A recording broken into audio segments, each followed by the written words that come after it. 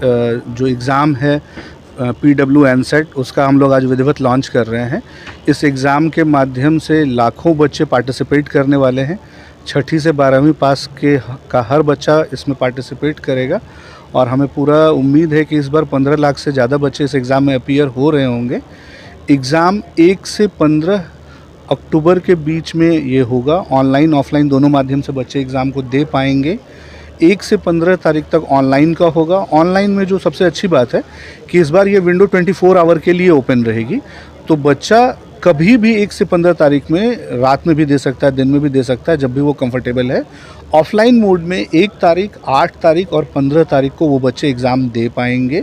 इसके साथ साथ जो बिहार के साथ साथ देश के विभिन्न राज्यों में बहुत सारे स्कूल्स हैं, उनके स्कूल्स में भी ये एग्ज़ाम हम लोग करवा रहे हैं।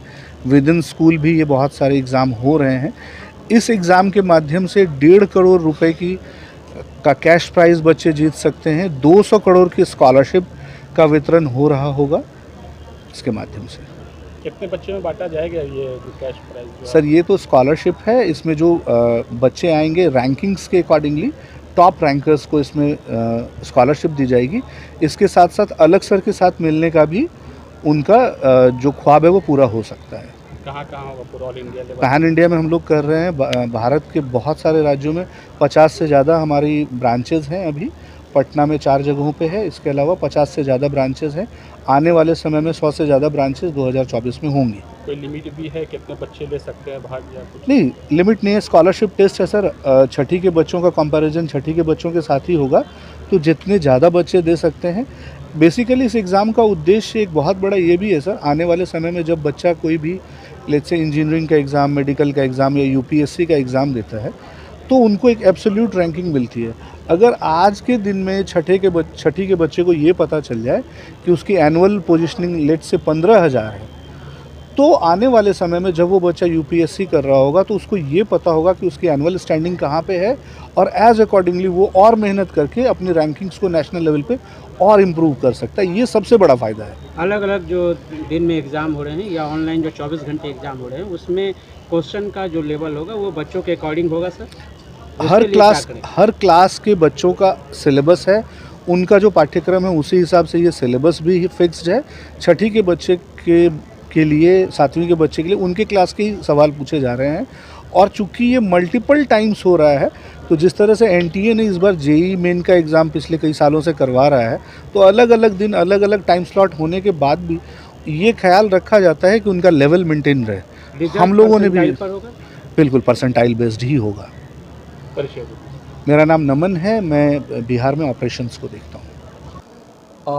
सर ने जो झेला, अलग सर ने जो झेला, जो टफ टाइम से वो निकले है ना, तो सर का ऐसा कंसर्न शुरू से ही रहा है कि जो बच्चे हैं, कोई भी बच्चा ऐसा सोसाइटी में जो कि पढ़ना चाहता है और किसी कारणवश से मान लीजिए आर्थिक सहयोग के कारण दिक्कत हो रही है, तो वैसे बच्चे कोई छूट ना जाए, तो उन बच्चों के लिए। और एक तो और बात है कि देखिए जैसे ओलंपिक्स होता है, तो ओलंपिक्स का प्राइज़ मनी तो इम्पोर्टेंट रहता ही है, पर उसके कारण देखिएगा जहाँ ओलंपिक्स होता है ना, तो मुझे लगता है वहाँ का ना हेल्थ क्वेश्चन बढ़ जाता है।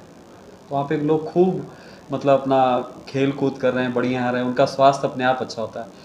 तो ये PW-EAMCET हमारे लिए बच्चों के लिए एक त्यौहार ही है, नेशनल वाइड त्यौहार है।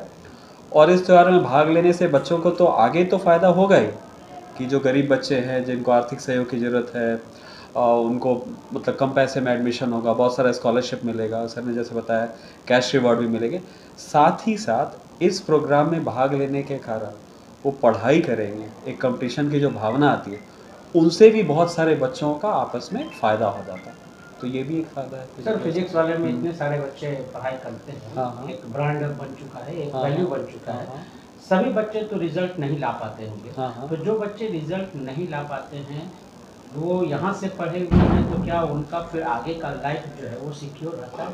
देखिए हमारे अनुसार सफलता का मतलब क्या है ना, कि अब जैसे पहले मान लीजिए कि हम 2 बातें जानते थे फिज़िक्स में, हो सकता है कंपटीशन में जाने के लिए हमें 10 जानी चाहिए, लेकिन अगर नहीं भी हम पास किए तो 8 तक तो पहुँचे ना, तो ये अपने आप में एक सफलता है। और पढ़ाई के कार्यक्रम में बच्चे जब कुछ लोगों का माने मोस्ट ऑफ देम का हो ही जाता है, जिनका नहीं भी होता है तो वो एक अच्छी शिक्षा लेते हैं और उसके आगे भी काफ़ी बढ़ते हैं। तो एक आत्मविश्वास तो उनके अंदर होता ना।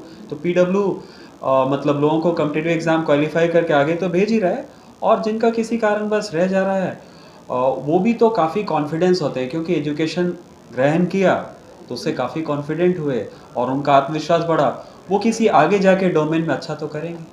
अपना परिचय दीजिएगा सर। मेरा नाम परिमल नंदन है और यहाँ पे मैं एकेडमिक्स का देखता हूँ, फिजिक्स वाला हूँ।